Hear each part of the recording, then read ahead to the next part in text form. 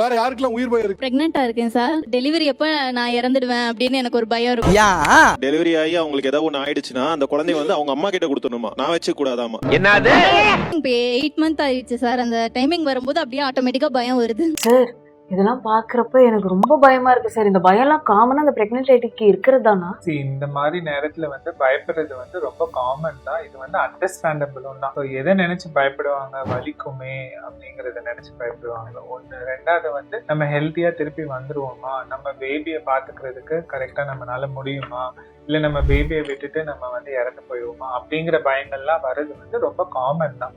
But ஆனா என்னன்னா, இதை வந்து நம்ம எப்படி நம்மளுக்கே ஒரு செல்ஃப் அஷூரன்ஸ் கொடுத்துக்கிறது அப்படின்னா, மார்டாலிட்டி ரேட் என்ன பிரெக்னன்சில அப்படிங்கறத பார்க்கணும். இப்போ முன்னாடி ஒரு 100-200 வருஷத்துக்கு முன்னாடி ஒரு 10 பேர் வந்து டெலிவரிக்குள்ள போவாங்கன்னா 5 பேர் தான் உயிர் பொழைச்சு வருவாங்க. ஆனா இப்ப அந்த மாதிரி கிடையாது. இப்ப வந்து 99% வந்து மெட்டர்னல் மார்டாலிட்டி கம்மியாயிடுச்சு. அதாவது 100 பேர் வந்து டெலிவரிக்கு போனாங்கன்னா 99.9% வந்து எந்த ப்ராப்ளம் இல்லாம வந்துருவாங்க வெளியில டெலிவரி ஆயிட்டு.